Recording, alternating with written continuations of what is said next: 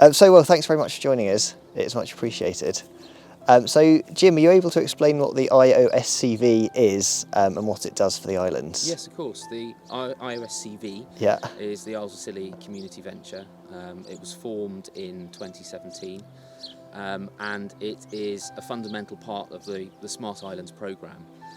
So the concept of the community venture is that it is a community interest company, which is a specific legal structure, which means that it has to benefit its local community. So it has specific articles of association, which mean that we share the benefits of a variety of projects with the community.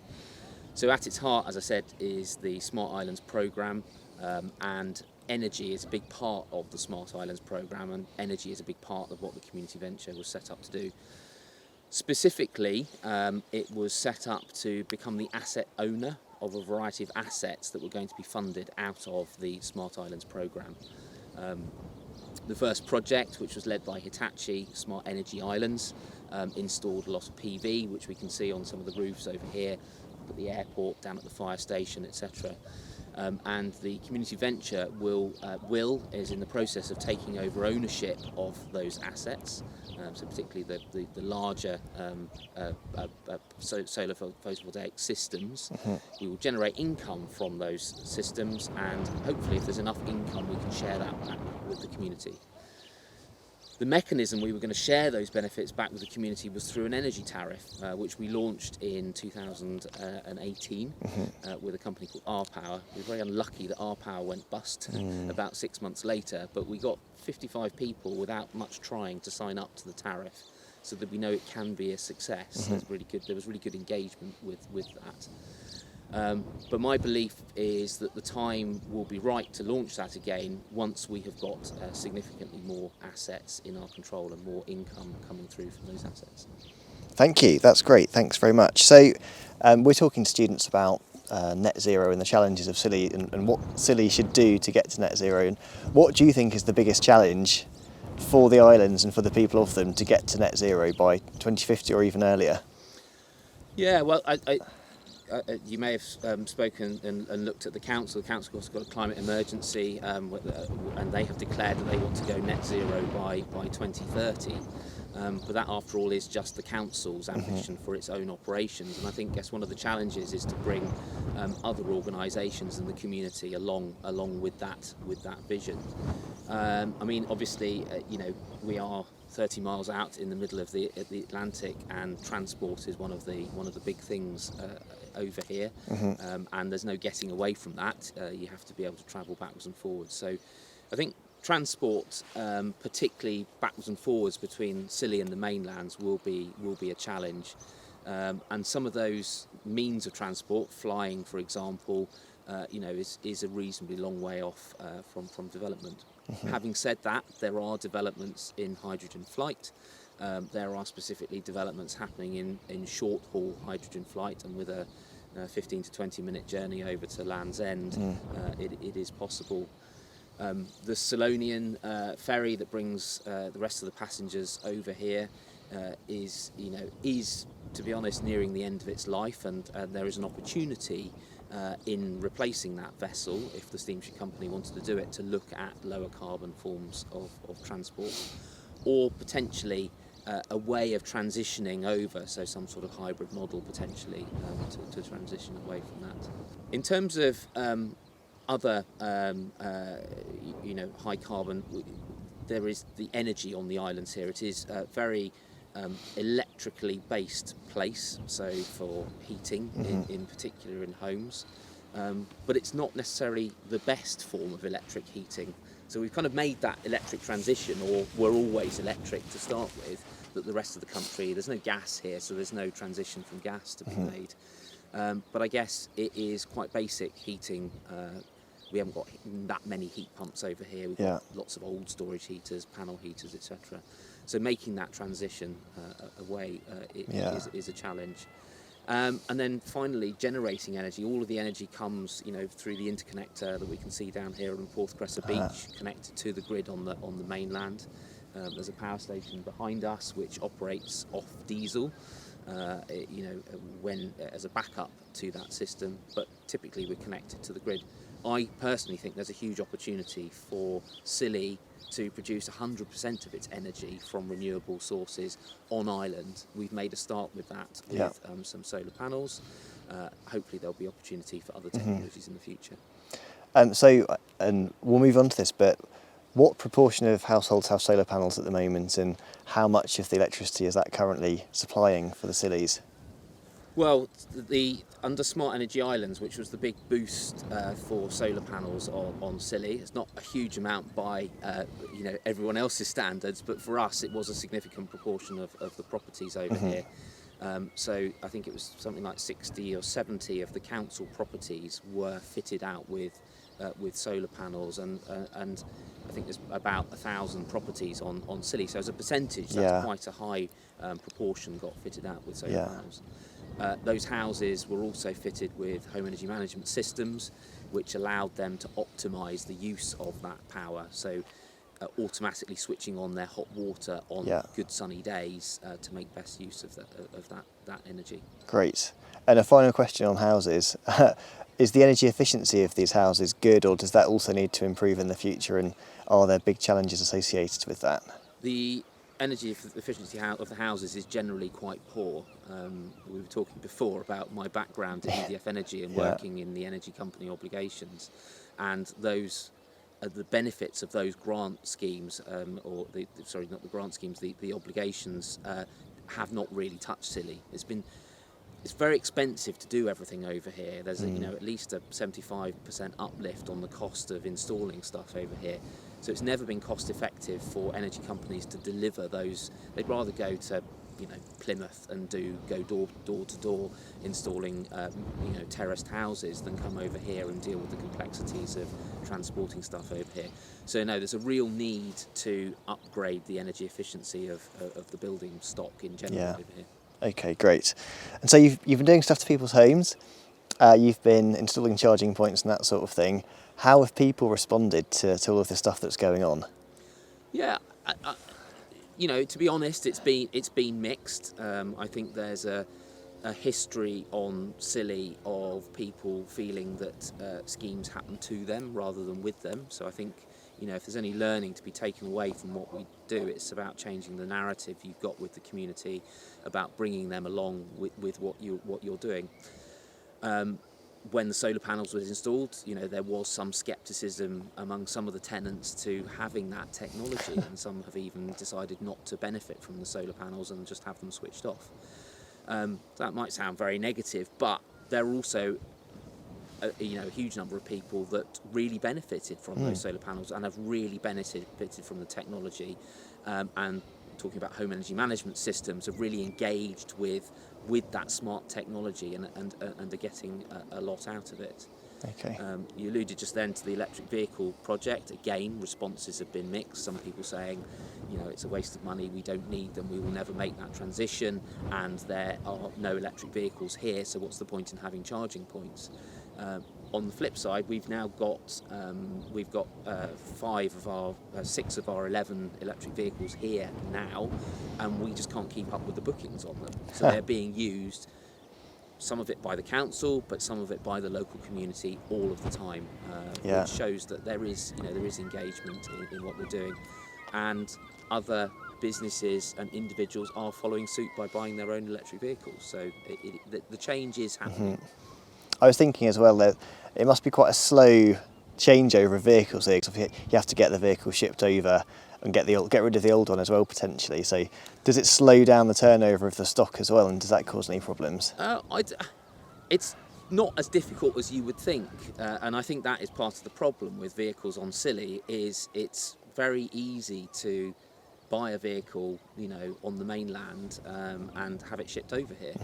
And the scrappage rates at the moment mean that you can have a vehicle taken away for nothing. So basically the hauliers will take it away, and I believe that it's, although I don't have my own vehicle, so I don't know, but I believe that the scrappage costs will cover the cost of it. So actually, interestingly, having a vehicle over here is not difficult, and that is why you will see so many vehicles around on Scilly. there's an oddity over here that there's no requirement for MOTs either. Yes.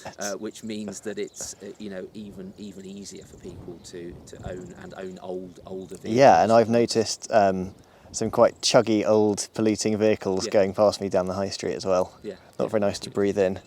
Well, while we're talking about transport, so I think about 40% of all of the energy used on the Scillies is basically from oil, so petroleum products. It seems like we've got the pier behind us, and obviously every bit of oil that comes in, whether that's for the power station or for burning in people's homes or for transport, comes in via a boat and then gets tankered around the islands, and even smaller boats potentially. And it just seems like such a complicated process and such a potentially expensive process that getting rid of oil almost seems like a bit of a no-brainer. But it just seems, is it sticky? Because from the outside, you just think having a car here, it just seems crazy, a car that burns oil, when you could either cycle or have a a buggy or something like that. I think you're right. I think it is sticky, and what I'm saying about people having vehicles here, and although the prices of fuel is more expensive per litre of fuel, people use so little fuel that it actually doesn't cost them much a year. And I think people like just like anywhere in the country, people like having the comfort of their car, the perceived freedom that having a car gives you, the security of knowing if the weather's bad, you can go out and use that. So the big part of the electric vehicle project that I'm managing is not only the installation of the technology, but the behaviour change that needs to go with that. Yeah. To get people to think that, do you know what, I can have a bike, and the particular thing we're doing with the electric vehicle project is turning the vehicles into a car share scheme, which means that people can rent a car when they really need it. But the challenge will be getting away. I always refer to it as people who use their car like a bike.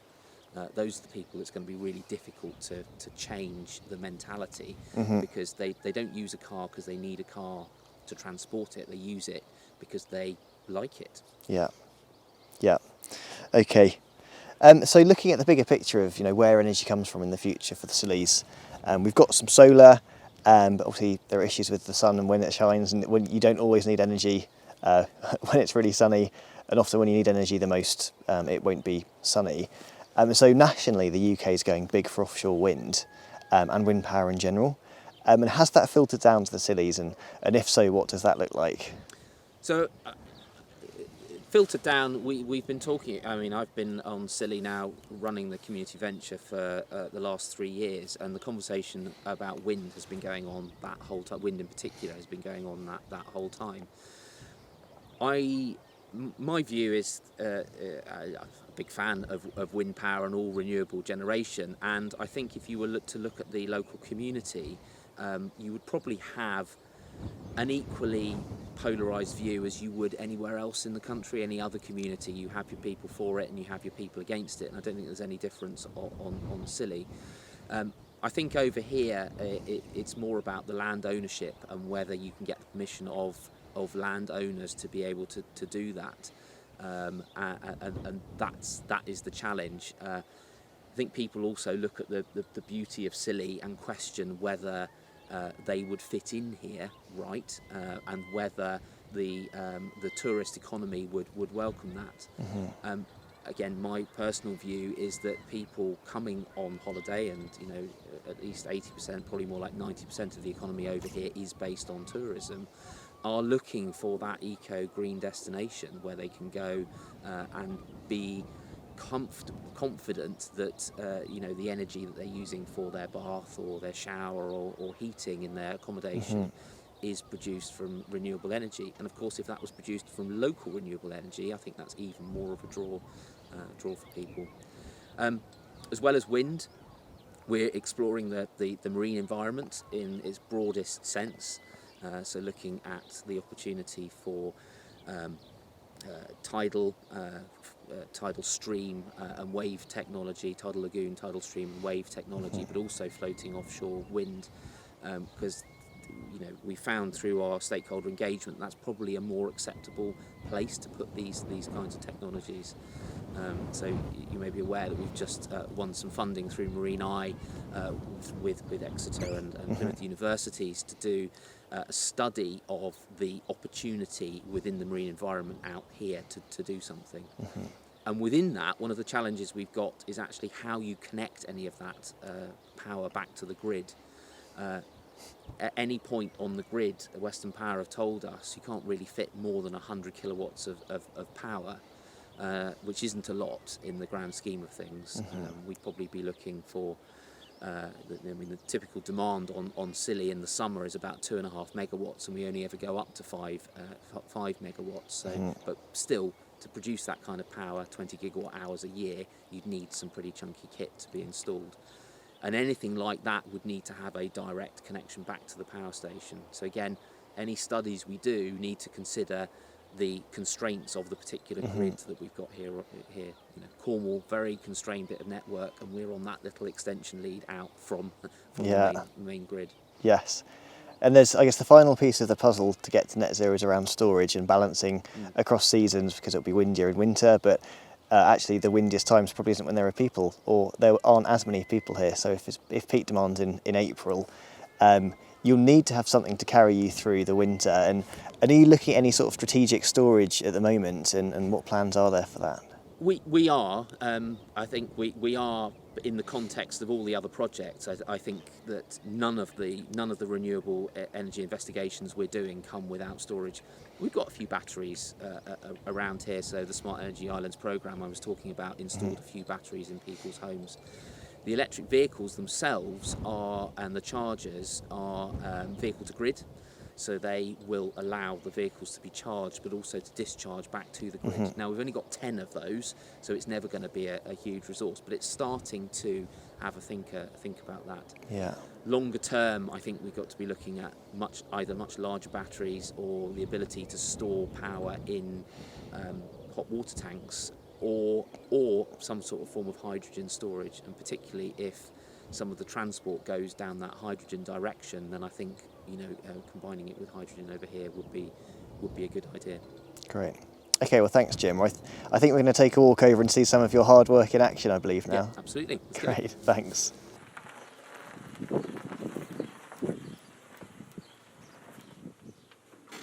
Hi again, Jim. Hello. Very, very good parking. Thank you. So where are we now then? We've walked about 5 minutes from where we were. Yes, so we've just come along to the Isles of Scilly Health Centre up near Penryn Head, and this is where we've got one of our electric vehicle charging points and solar canopies set up. Fantastic, and this is very new. Looks at it, lovely timbers, and that car's also very new. Yes, the car's been here for about 2 weeks, and the solar canopy's been here for about 4 weeks. So yes, very new. Excellent, and it's not just any car charger, this, is it? No, so we've got two different types of charger here. We've got one vehicle to grid charger, which is going to be dedicated to this vehicle, which is part of the car share scheme. Vehicle to grid means that the car can both be charged from the grid, but can also just discharge to the grid. So the conversation we were having earlier about the constrained network in Cornwall and down here means that if the network provider, Western Power, requires some flexibility, vehicles like this with chargers and connectors like this can discharge their batteries to the grid. So that sort of peak time in the evening when everyone turns the tellies on and starts cooking food, a peak time in the UK where, I don't know, you might have a hydro station in Wales release loads of water. Having thousands, if not millions, of vehicles in the future connected in this way means they can act as a virtual power station, a virtual power plant. Fantastic. And that's one of a trial that we're doing on a small scale here on Scilly. And the other charger that we've got over there is a more standard charger, and that will be for general public to rock up and charge their own vehicles if they need to. So not vehicle fitted